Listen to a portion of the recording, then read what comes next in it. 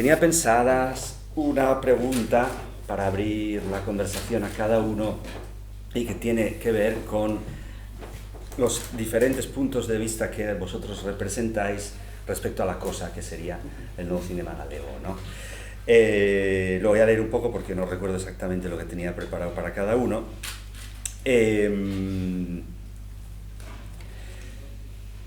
Empezamos por ti, Eloy, que es el punto de vista, claro, del creador y del qué y de la persona que se ve incluida bajo una etiqueta, lo cual es bastante interesante, es decir, tu reacción sobre ello y sobre todo, ¿qué te parece? ¿Qué ves en ello? Es decir, ¿crees que tiene sentido? ¿Qué sentido tiene? ¿Te sientes identificado con ello? Con la etiqueta y con lo que significa, con lo que engloba, etcétera. ¿Cómo lo ves históricamente, su evolución, incluso en el momento actual? Es decir, habla todo lo que quieras. Pues, bueno, en primer lugar agradecer la invitación del festival y tuya, Ricardo, para esta idea, interesante idea, ¿no? De empezar a entender que a veces los estados, como decías antes, bueno, más o menos hablabas, los estados son cosas muy complejas y diversas y que engloban realidades muy distintas, ¿no? Y dentro de esa cuestión, pues, históricamente, España ha sido a nivel cultural, incluso idiomático, un estado con mucha diversidad que yo creo que el cine hasta hace poco no reflejaba. No digo ni bien ni mal, eso ya cada uno, el espectador tiene que evaluarlo, pero que ni siquiera esa realidad estaba reflejada.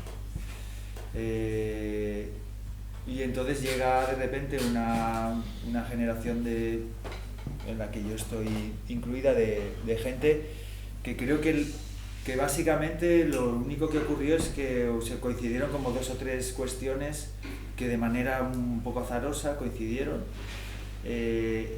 La primera es que no teníamos nuestro referente, no era Madrid, que es el centro de producción y centro cultural y centro de desde donde se generan, ¿no? los contenidos mediáticos, la repercusión del cine, y que era el referente que tenía, ¿no? las generaciones hasta ese momento. De repente nuestros referentes son más internacionales, vienen de otro lugar y que tiene que ver un poco con festivales a lo mejor, ¿no? Es decir, no igual en las conversaciones los jóvenes cineastas no hablábamos tanto de nombres que pueden ser nacionales, sino a lo mejor antes se nombraba mucho más a Pichapó, por ejemplo, a Pichapó Mirzatakul o Lisandro Alonso, no sé, nombres, ¿no? que tienen que ver con un concepto del cine que no tiene un centro de producción y de pensamiento tan centralizado como era hasta ahora, y que tenía que ver con Madrid. Eso es una cosa, y luego de repente también ocurre que por eso mismo nuestra forma de pensar el cine no tiene que ver con instaurarse tanto en un modelo ya existente, en un modelo de hacer cine narrativo y de ficción y de gran presupuesto, sino intentar como expandir esa forma de hacer el cine, intentar expandir como ese lenguaje y esos modelos, al tiempo que crear un cine que se hace con los rasgos identitarios del lugar desde el que está hecho. Es decir, es un cine que tiene un objetivo, digamos que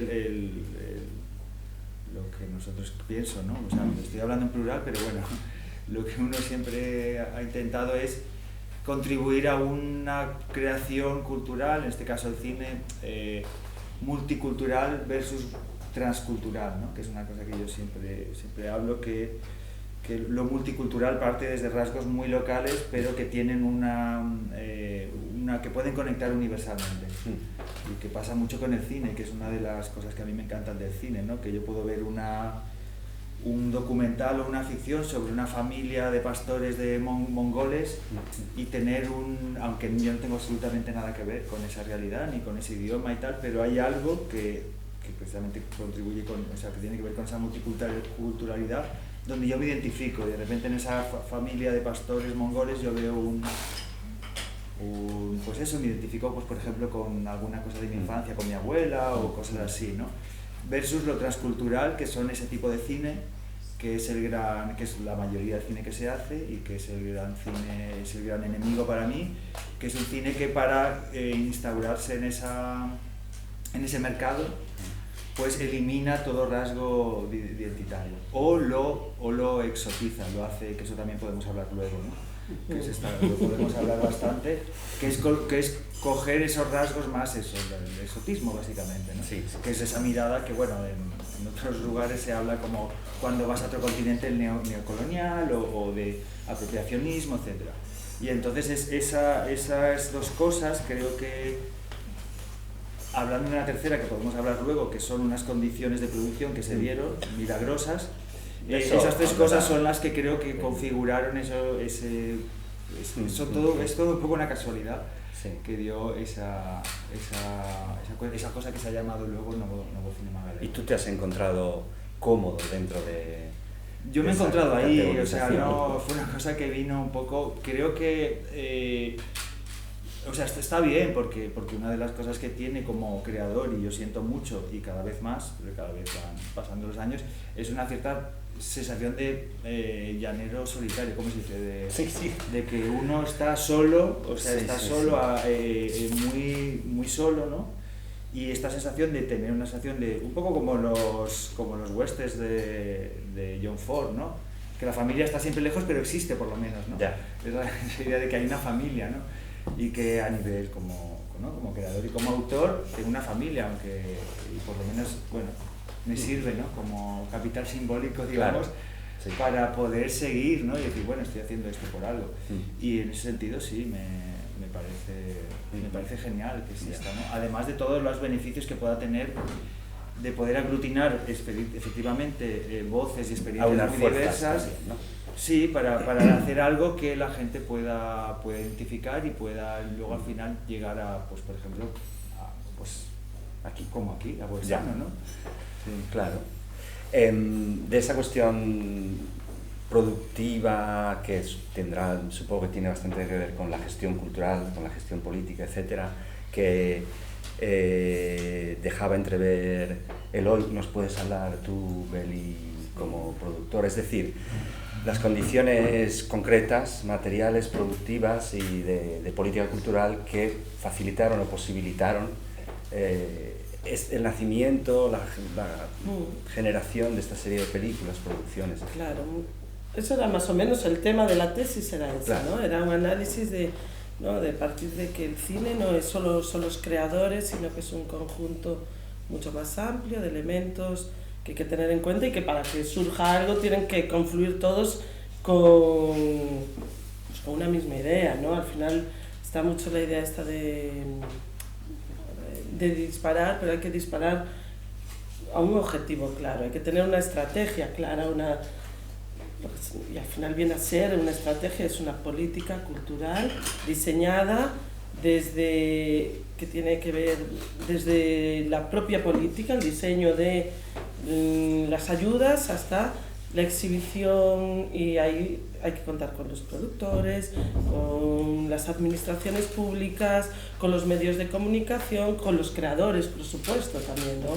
Y en ese sentido, cuando surgió, era un momento en el que había un cambio político en Galicia y se generaba una estructura nueva, y al frente, que siempre nos olvidamos, ¿no? Parece que yo siempre me gusta hablar de la importancia de la política, que parece que siempre son las administraciones en sitios estériles, donde el que está allí parece que no toma decisiones, ¿no? Pero hay una persona que escribe y redacta esa subvención y pone unas palabras concretas, y eso es realmente básico, importante, que haya una sensibilidad por parte de esas personas que entiendan la importancia del cine, la importancia de apoyar determinado tipo de producción, incluso cambiando esa idea de lo que era el cine, ¿no? De, como decía él, antes en Galicia ya había cine antes, pero principalmente era un cine convencional que en los referentes era Madrid, era Barcelona e incluso era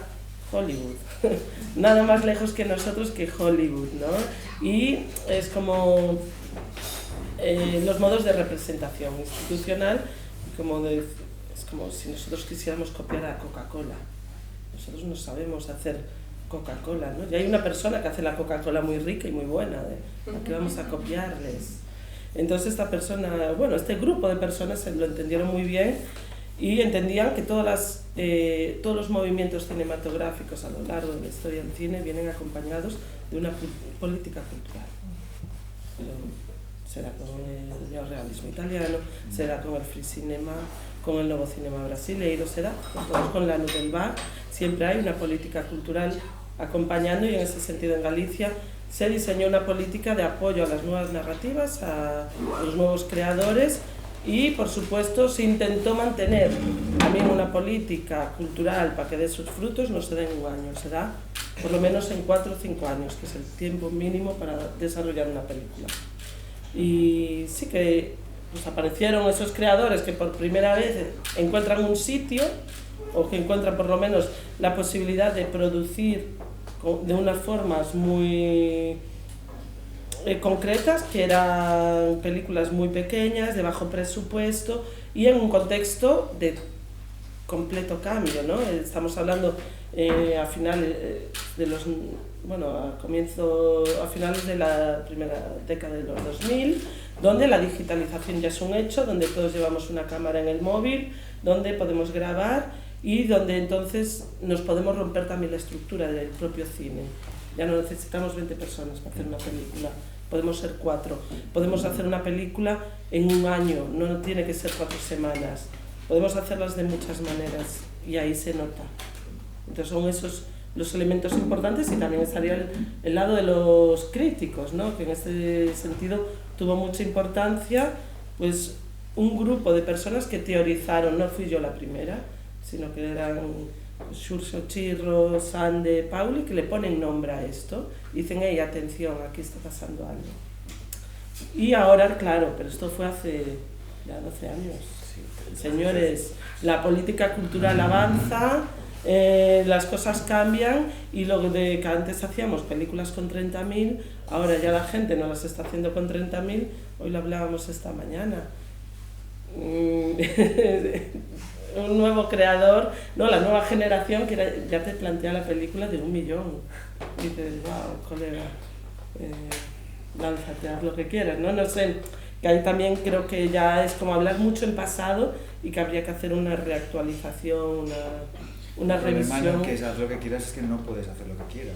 Claro, yo es haz lo que quieras y te parece que volvemos a otro sistema que dice, no sé si involucionamos ahora con esa idea de yo quiero hacer cine y hacer cine vuelve a ser hacer una película de 1 millón y hacer una película de 1 millón te obliga a pasar por determinados peajes, ¿no?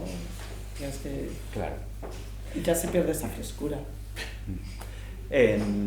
Para darle la palabra a Jaime, me gustaría un poco que contextualizaras lo que es y ha sido el nuevo cine gallego, el nuevo cinema galego, tanto desde el punto de vista más o menos histórico, porque hablábamos, ¿no? Y está escrito también en las presentaciones del catálogo, la cuestión de que para que sea un nuevo cine debería implicar un cine anterior, un cine antiguo, ¿no? Entonces, que nos cuentes un poco esto, de dónde surge históricamente, si hay esa tradición, ese pasado y de qué tipo. Y también la contextualización, que creo que esto también es importante, sobre todo estando donde estamos, para que se sepa, ¿no? La relación y la contextualización respecto a lo que estuvo sucediendo en el resto de España. Es decir, obviamente respecto a lo que se llamó en su momento el otro cine español, ¿no? Sí, bueno,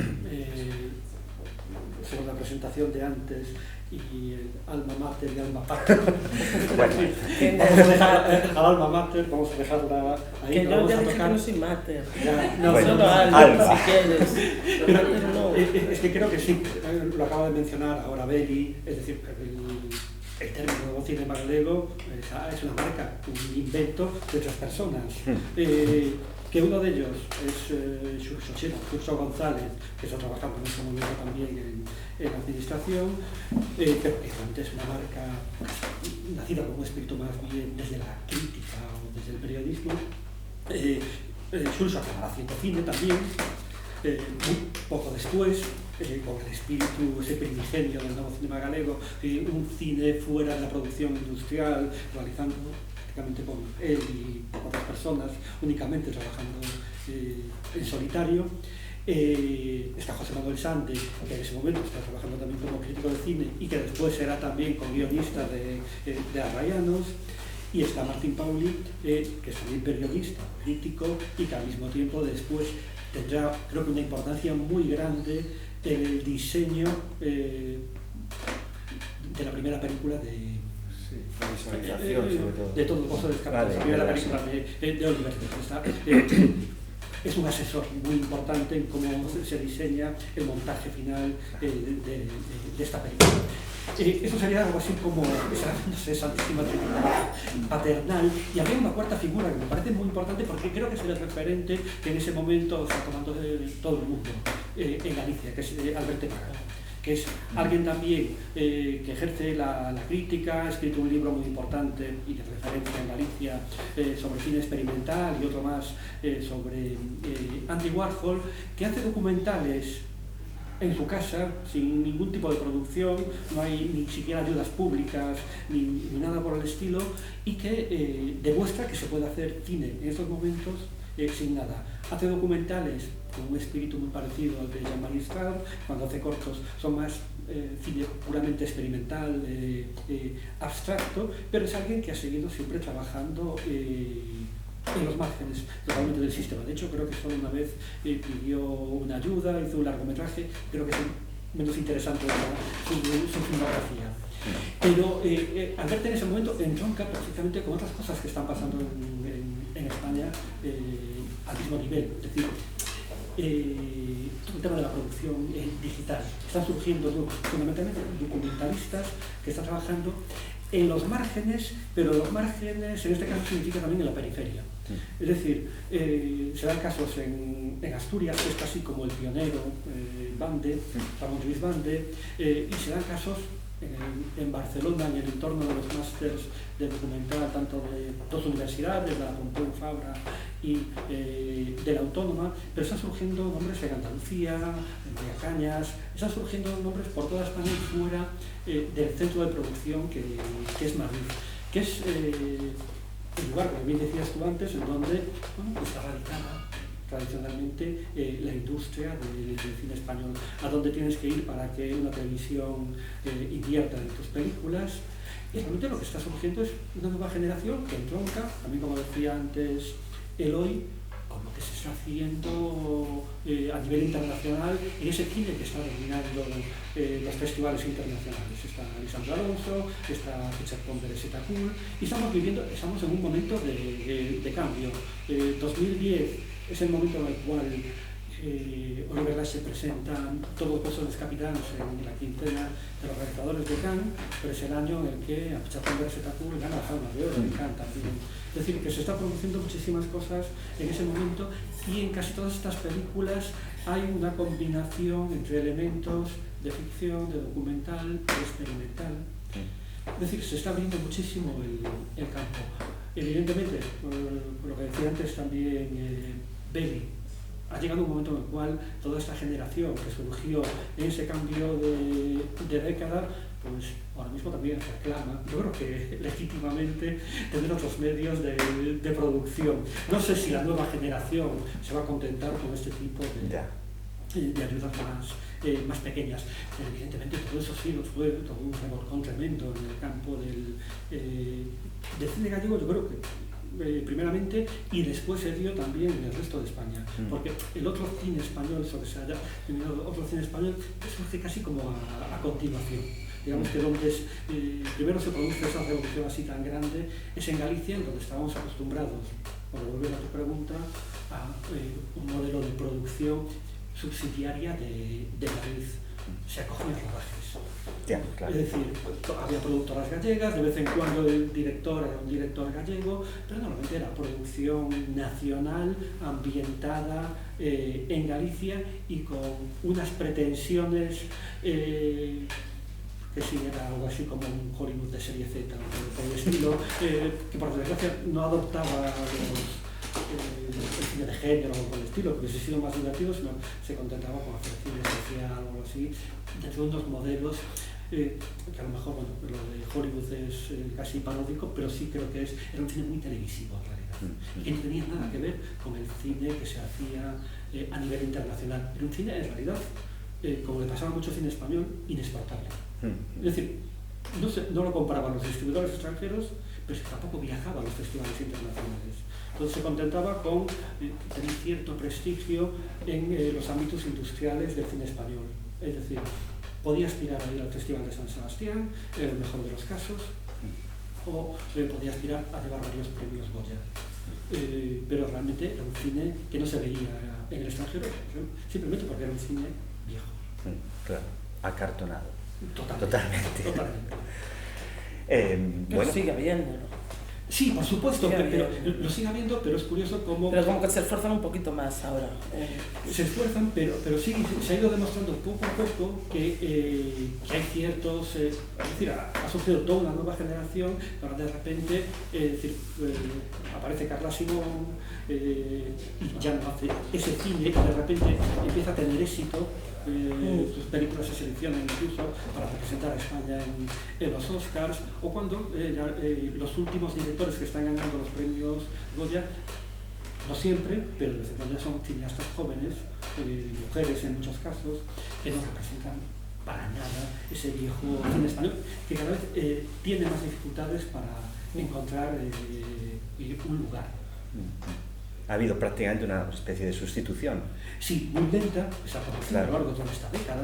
Es decir, pero esa sustitución es que la estamos viendo cuando de repente el año pasado hay un montón de películas españolas de estos cineastas que surgieron en los últimos 10 años, que son las que están en el Festival de Cannes, el Festival de Berlín, están en Locarno, es decir, están en todos los festivales internacionales y esos nombres del viejo cine español que prácticamente nadie se acuerda de ellos. Es que es una cuestión generacional de una forma casi literal, ¿no?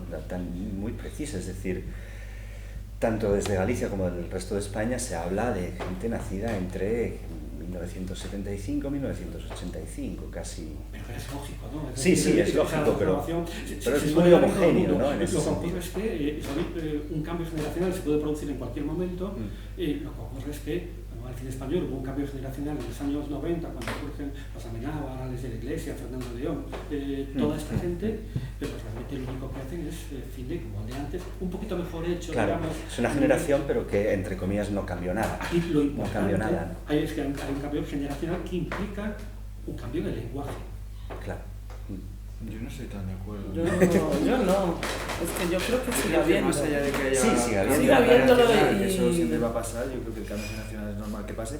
Lo que me preguntaría es si hay posibilidad de que exista algo más allá del canon, sea el que sea, y qué pasa y cómo vive y sobre todo cómo sobrevive, si es que puede, lo que no entra dentro del canon. Entonces yo creo que ahora evidentemente ha habido una sustitución del canon de ese cine que hablábamos, ¿no? Más claramente más madrileño y noventero, etcétera, por otro, pero no creo que sea realmente un cambio de lenguaje o sobre todo de modelo de producción. Creo que es bastante continuista, de hecho. Es verdad que el referente ya no es puramente un referente de un ámbito nacional, es decir, pero es que ya no lo es en ninguna parte, o sea, ya no, el cine, y de hecho eso trae otro problema, porque hablábamos antes de que, bueno, sí, eran producciones que tenían un cierto prestigio nacional, pero fuera eran inexplotables e invendibles.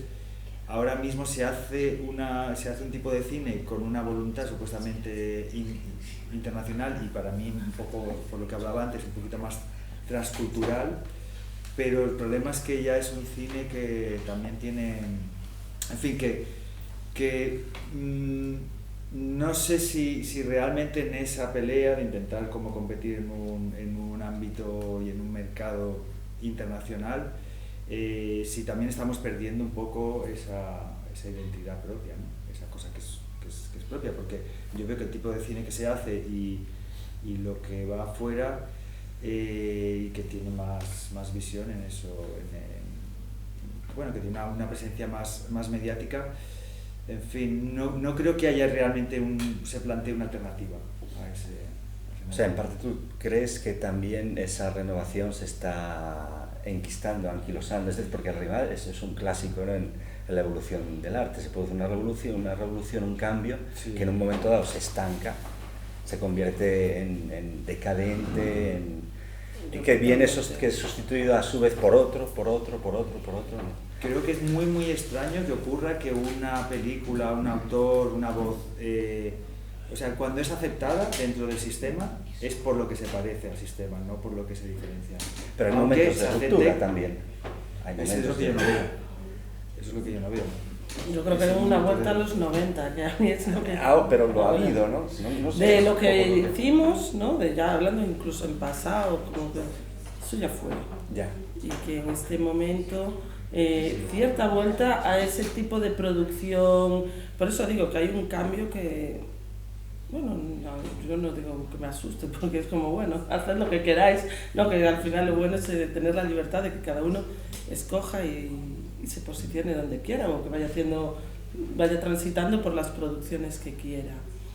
Pero sí que había un artículo este año que me pareció interesante de Cine con Ñ, que es una web de cine español, y analizaban el Festival de Málaga, que nos guste o no, es el festival que vale como termómetro para saber cómo respira el cine español. Este año era gigante. Yo fui a un evento de documental y por lo tanto estaba apartada de todo, era como que yo ni vi el festival, fui 2 días, ¿no? Y hablaban de que realmente me parecía acertado y era como, lo dicen ellos, pues tienes razón, que el cine era hacia lo grande, hacia nuevas narrativas, que incluso en alguna sección como Zona Cine, que era un cine un poquito más arriesgado, decían ya no arriesgan tampoco, y el documental directamente no les interesa, ¿no? Y al final es esa política y los peajes que hay que ir pasando, y dices tal cual, ahora la gente, yo no veo a nadie, algunos hay, porque algún militante aún hay, algún guerrillero, ¿no? Pero la gente llega y nadie quiere hacer la película de 30.000 euros con las ayudas de talento. No, voy a hacer la de 1 millón, las temáticas son casi todo el rato las mismas, pero porque saben que funcionan, porque ha funcionado a Carla Simón y ahora hay 200 personas haciendo un Carla Simón, y por supuesto, la original es Carla. Y muchas son como pasadas por una batidora, ¿no? Por un turro mix. Hay tendencias, como en todo, las nuevas maternidades, cuestiones en torno al género, ¿no?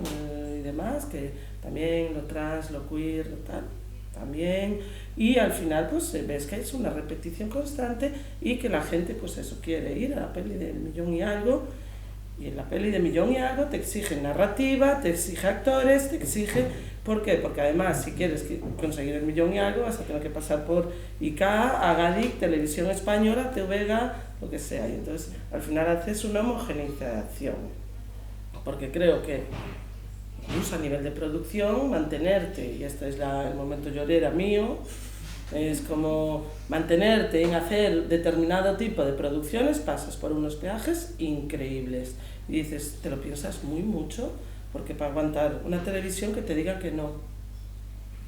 Televisión Española nos ha dicho que no a la película de Lois Patiño, que acaba de ganar en Berlín, y está apoyando a cineastas que no han hecho un largo, o han hecho un largo y oye, enhorabuena, porque deberían apoyarlos. Pero que también le digan que no a un cineasta que ha ganado en Berlín, tiene tela, aunque sea para tenerlo en su archivo y por la obligación de esa televisión a poner su logo ahí. Tiene tela. En TVG te dicen lo que te dicen, que luego luego me sacan los vídeos cada vez que digo cosas de estas, porque además te controlan. Y así unos cuantos. Entonces dices, me va a ser mucho más fácil ir a la peli de las nuevas maternidades, de tal, y luego, evidentemente, es como, ¿por qué voy a pasar todo este calvario? Porque al final es un calvario, y porque si quieres realmente ganar dinero, hazte lo otro. ¿No? Yo mi peaje es dar clases, me gusta, pero por eso doy clases, para hacer un poco lo que me dé la gana. Claro. Sí, yo recuerdo un artículo de Javier Fernández Vázquez y Luis López Carrasco, dos de los integrantes de Los Hijos, que contaban en su momento cómo cuando hicieron su primer largo de los materiales tuvo cierto éxito en algunos festivales, en Pamplona, pues en Marsella, se encontraron con que realmente eso no les daba para vivir. Y claro, la pura ingenuidad. Es decir, evidentemente, de toda la vida, los cineastas que han trabajado fuera de los márgenes, bueno, que han trabajado en los márgenes o fuera del sistema, se han encontrado con la necesidad de tener otros medios de vida. Lo sabemos históricamente por toda la tradición experimental del cine americano, es gente que malvivía siempre, que les costaba pagar su apartamento, hasta que poco a poco algunos de ellos fueron encontrando acomodo en las universidades americanas, que encima pagan muy bien, mucho mejor que la universidad española, y eso les daba libertad para seguir trabajando. Un cine que realmente no les reportaba medios económicos de vida. Es decir, era una forma de expresión muy libre, muy artística, que realmente de vez en cuando podían tener alguna serie de alquileres en la difusión de la película, de repente tenían una beca de alguna de estas fundaciones americanas, pero que no era ningún sueldo fijo ni nada por el estilo. Y les permitías tener una continuidad. Pero eso sabemos históricamente que siempre ha sido así, hasta que han llegado toda esta nueva generación o otros más viejos que han encontrado en la universidad la forma de irse ganando la vida y tener un sustento que les permitía hacer lo que les daba la gana sin pagar ningún tipo de peaje. Pero esto yo creo que realmente, si quieres, evidentemente, el millón de euros para producir la película, necesitas pasar por algún tipo de peaje. Simplemente porque se está buscando que ese dinero tenga un retorno por algún lado. Por eso para mí es muy importante el ejemplo de Alberte Pagán, que ha sido también alguien que, como daba clase y todo eso, realmente el cine era una especie de... y eso le ha permitido, bueno, esa libertad de seguir haciendo lo que le daba la gana, de la misma forma que sigue escribiendo, sigue realizando entrevistas esenciales y todo eso, simplemente por el ánimo de tener, de difundir. De hecho, tiene su propia web en la cual está toda su filmografía colgada, de acceso libre. Si hubiese entrado en una dinámica de producción más convencional, todo eso sería totalmente imposible. Evidentemente, Alberte tendría que... Pero lo que hay que preguntarse e intentar es que sea... Porque lo que no puede ser, que es la realidad efectivamente, y es lo que a mí me parece más triste, es que es como una especie de, si fuera un país, sería como un Brasil, una sociedad donde, o sea, o eres súper rico o ya eres directamente la favela, ¿no? O sea, es decir, ¿por qué no se puede hacer una película que realmente tenga ese espacio de libertad y de experimentación con unos ciertos medios? O hago la pregunta de otra manera, ¿por qué las únicas personas que se pueden dedicar entonces al cine con libertad, o sea, donde hay un espacio de libertad, tienen que ser personas de una cierta clase social? O que se dedican a otra cosa y que luego es una especie como de actividad secundaria. Porque entonces volvemos a una cuestión que es histórica en la historia del cine, que es el sesgo de clase, el problema de ese cine que realmente va más allá de la convención o del cine más formatado, con X o Y modelo. Está hecho siempre por gente, o históricamente ha estado siempre hecho por gente que venía de una clase social que bueno, que pues, como no tenía que ganarse la vida, preocuparse por ganarse la vida para pagar las facturas, se han podido dedicar a eso, ¿no? Y entonces ahí es donde creo que debería existir ese espacio, es decir, incluso porque después de la primera, segunda película uno ya tiene que, el sistema claramente te empuja hacia esas producciones alternativas. Es más fácil financiar una primera o segunda película como nuevo autor, muchísimo más fácil. Con riesgo, claro. digo, una película, creo que estamos hablando, ese cine, y lo que hemos venido a hablar aquí, que es el nuevo cinema galego, que supuestamente lo que hizo fue romper con ciertas convenciones, es muchísimo más fácil, siendo joven y primera película y tal, que por ejemplo a alguien como yo ahora, ¿no? Que ya Claro, está en la tercera, cuarta película. Justo ahí quería llegar. Entonces ahí, ¿por qué? O sea, ahí está el por qué, tenemos que intentar preguntarnos o responder por qué. Yo tengo algunas respuestas porque lo vivo desde dentro, pero bueno. Ya. Bueno, en realidad donde quería llegar era a esto, pero no exactamente en lo que tú estás planteando, sino en relación al nuevo cinema galego, que es lo que decías para lo que estábamos hablando, y es que nos comentéis cómo veis la evolución, es decir, justo lo que acabas de decir, primeras, segundas películas, una misma generación, es decir, cineastas todos que ya están en su tercera, cuarta, ya han superado las primeras y segundas películas, ¿no? Entonces, ¿qué queda de eso que se llamó el nuevo cinema galego? ¿Queda algo? ¿En qué se ha convertido? Es decir, es una etiqueta que sirvió para un cierto tipo de producción y que cuando esta producción ya ni los jóvenes que están haciendo las primeras y segundas películas la quieren aceptar, ni los mayores, entre comillas obviamente, también entre comillas se utilizan porque de todas formas están en su cuarta, quinta, sexta película. Entonces, ha quedado la etiqueta no desfasada, sino que se ha diluido, se ha disipado, ¿o qué? Yo sí, creo que sigue siendo muy utilitarista, ¿no? Siempre nació con esa voluntad de ser utilitarista y que se emplea creo que más de la cuenta, se emplea más de la cuenta, y al igual que se ha empleado, y esto es una crítica y aquí va a caer para todos, es por un lado también para criticar, como esa panda de locos, esos que hacen una cosa rara, lo que dices, pero la panda de locos están aquí, allí, en todos los lados. Y por otro lado también para subirse al carro de, no, somos más, nosotros también somos de aquí. En este momento yo creo que hay que revisionar, ¿no? Más bien de qué es lo que se está haciendo y luego ya ir autor por autor podríamos ir. Claro, porque el movimiento o esa cierta unidad de la que incluso seguimos siendo colegas, ¿eh? Claro, pero seguimos esa siendo cierta unidad en la nos que emborrachamos juntos. Hombre, eso. Pero bueno, esa unidad en la que, o cierta unidad en la que Eloy incluso decía directamente que sí, se sentía identificado, eso claro, entre comillas, también entre las comillas, creciendo y en el desarrollo y en la variación de, o sea, con la propia vida, los sitios donde uno vive, las experiencias que hace, lo que... ¿En qué queda, no? O sea, se revisita... Imagínate, un Oliver su primera peli, que es Todos vosotros capitanes, va a Cannes.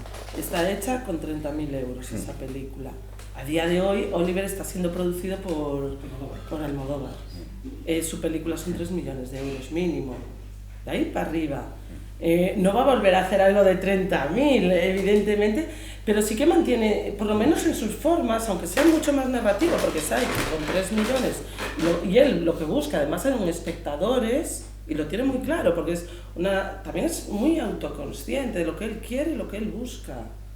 Y entonces dice, pues yo hago este tipo de pelis, pero sigue teniendo un punto para mí, con cierto, ¿no? Búsqueda, por lo menos, con cierta... procura de algo. Lois, yo qué sé, Lois es un tipo que curra como...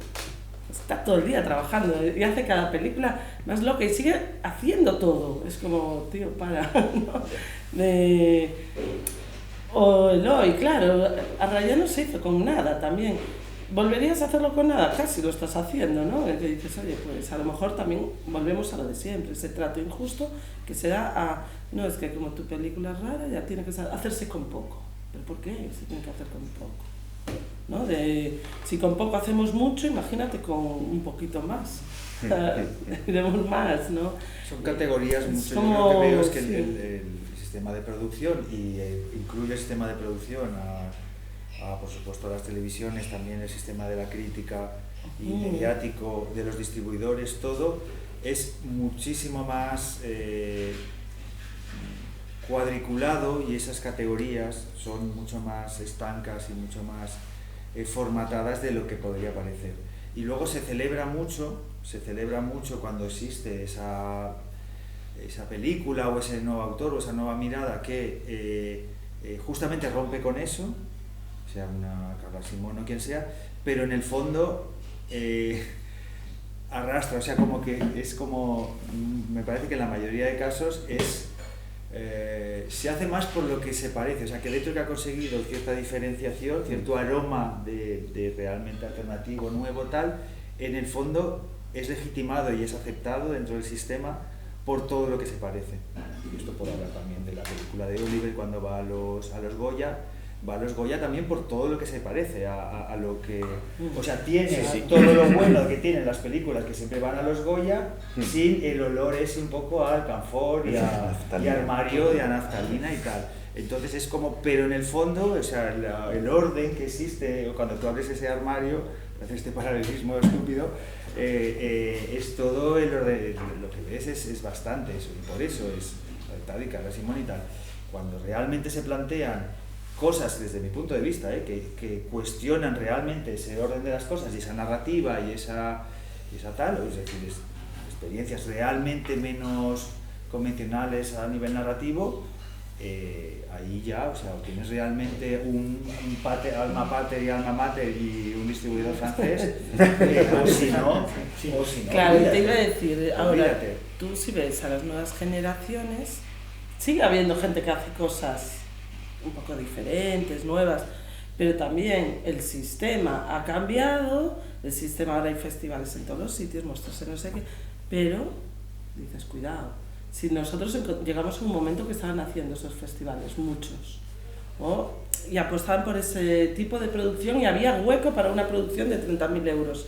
Ahora el sistema ha cambiado de tal manera que no hay ya te dicen, es que este festival que antes programaba la macarrada de 30.000 o de 10.000 o la puncarrada de una película que más, no, casi un ovni audiovisual, y dices, es que ahora no programan ese tipo de películas, también se están volviendo muy conservadores, creo, la mayor parte de los festivales buscando las películas ABC. Es miedo a perder espectadores. Y creo que el otro día lo pensaba, esta gente existe, lo que pasa que no sé dónde se ven.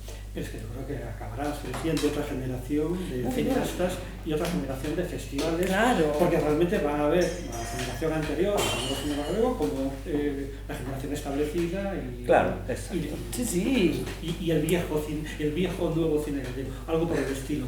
Acabará siendo eso porque es una cuestión generacional que acabará pasando. Pero es que yo creo que sobre la pregunta de Ricardo, en realidad es que vemos las trayectorias de muchos de los cineastas gallegos y vemos cómo de repente alguna gente que ha empezado un poquito más tarde ya empezó con producciones más convencionales.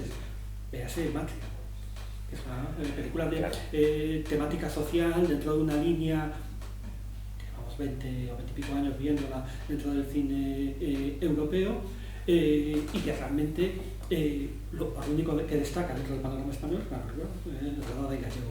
Quizás creo que es uno de los pocos triunfos que se han conseguido consolidar, que los distribuidores, incluso televisiones nacionales, no tengan miedo a ese tipo de películas habladas en una lengua que no es el español. Pero en realidad las trayectorias de los cineastas van marcando un poco también por dónde van ciertas cosas. Oliver siempre tuvo, después ya con su segundo largometraje, una producción mucho más grande, la tercera fue en la misma línea y la cuarta ya se va a disparar por completo.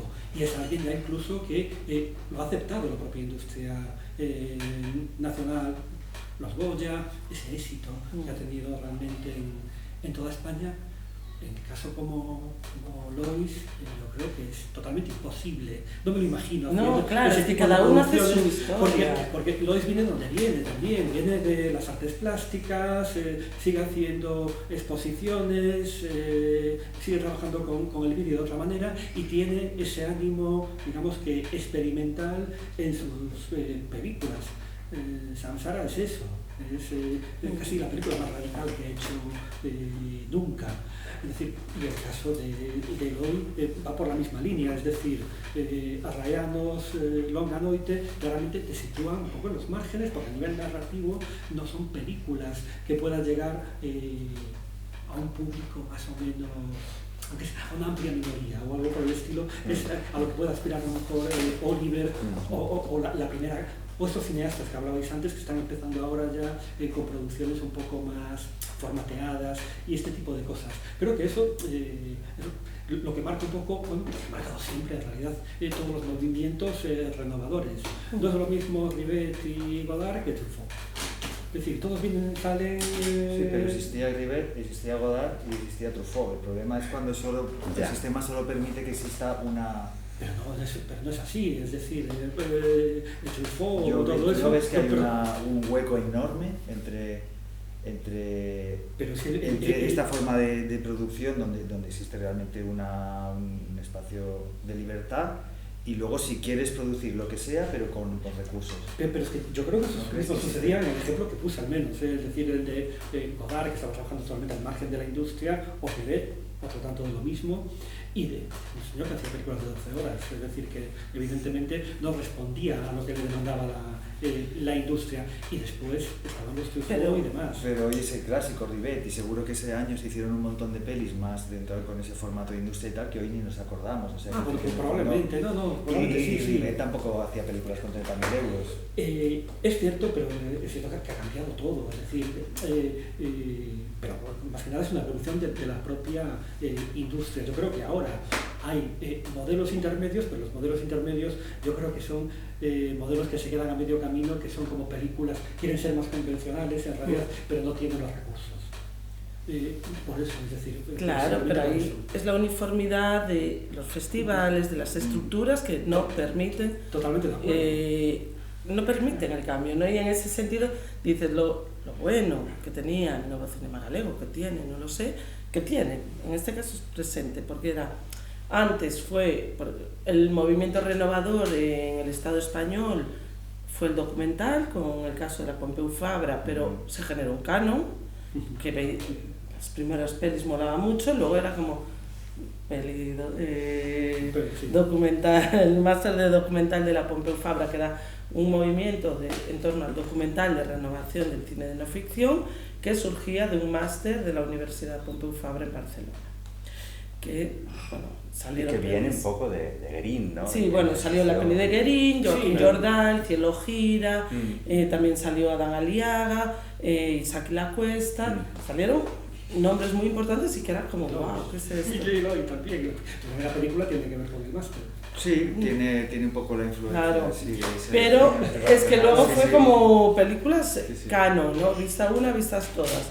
En el sentido de Galicia, lo bueno era que no había un canon, porque eso, no veo a Lois haciendo un Arraianos ni a Eloi haciendo lo de Oliver, ¿no? Y entonces eso es lo que no rompe no hay un canon, ¿no? Hay unos patrones que podemos marcar en cuanto a generación, en cuanto a lo mejor formas de entender el cine, sobre todo el contexto también marca, pero es que ahora dices, hay como cierta uniformidad, ¿no? Se busca esa uniformidad y dices, ¿por quién viene? ¿Por los autores? ¿Por el sistema?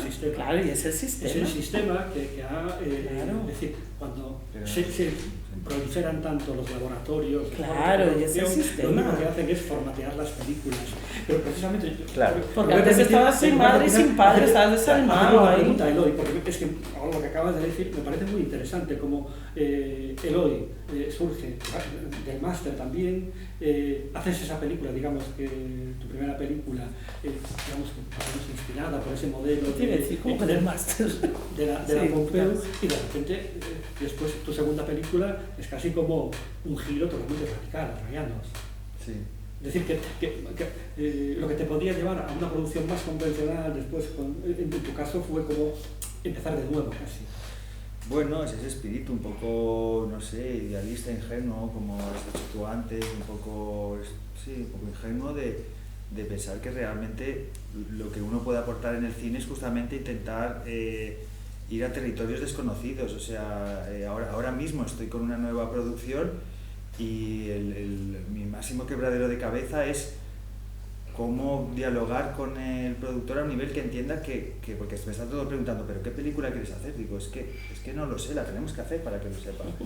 La tenemos que inventar, o sea, es que no lo sé, porque estamos intentando como todo el rato cerrar, que cierre un plan ya maestro y súper cerrado y dónde quiero hacer y qué quiero hacer. Digo, no, vamos a ponernos vamos a ir a los sitios y ahí es donde va a surgir la película, ¿no?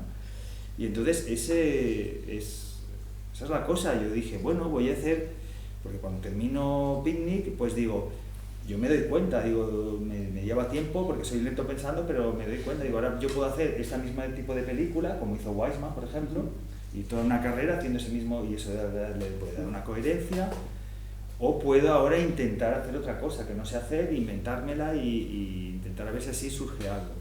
Y ese creo que fue un espíritu que claramente creo que Oliver me da la sensación que cuando hizo Capitans, a partir de ahí ya no tanto, pero me da la sensación de que cuando hizo Capitans medio ni él sabía lo que estaba haciendo.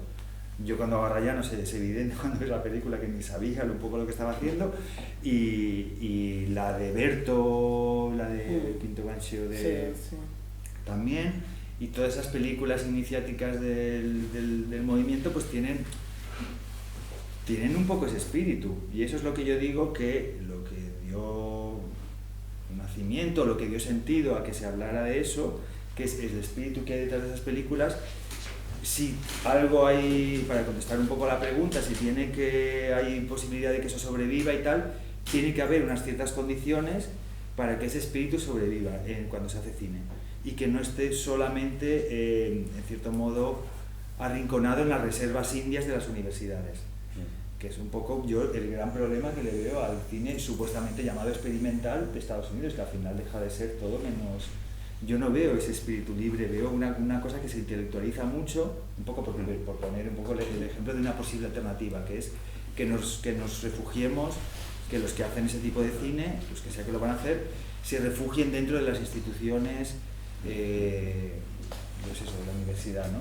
Creo que el claro peligro que corre en ese caso es que se intelectualizan y que ya no están en contacto con el mundo real. Una cierta endogamia, entonces, también, ¿no? Sí, que ya no están o por otro lado, la otra posibilidad es que solo lo pueden hacer personas que no tienen que preocuparse por ganar dinero para vivir. Y entonces tendremos un cine con sesgo de clase, que es un poco el gran problema, por ejemplo, del cine social, que ha tenido siempre esta cosa que llamamos cine social, que es un cine sobre las clases desfavorecidas o pero está hecho por gente que no para nada ahora es la tendencia. O sea, ha vivido eso en su vida. Entonces, es un poco lo que le decía Pasolini ahora es una vuelta a Magnani después de Mamma Roma, ¿no? Le decía, es que lo siento, pero es que no te voy a llamar para mi próxima película, porque por mucho que tú seas de izquierdas, por mucho que tú te solidarices con la cuestión de la prostitución y de estas radios de la gente de Roma y no sé qué, no sé cuándo, es que tú no eres eso, o sea, tú no puedes encarnar eso porque un poco ese es el. Entonces creo que tiene que haber un espacio, y creo que las instituciones deberían ser, porque no hay, fomentar mucho más esa diversidad, y creo que no lo hacen, que cada vez está como más formatado, las nuevas generaciones no son todo menos tontos, claro, y detectan eso, y ellos vienen, que es lo que yo veo, la continuidad.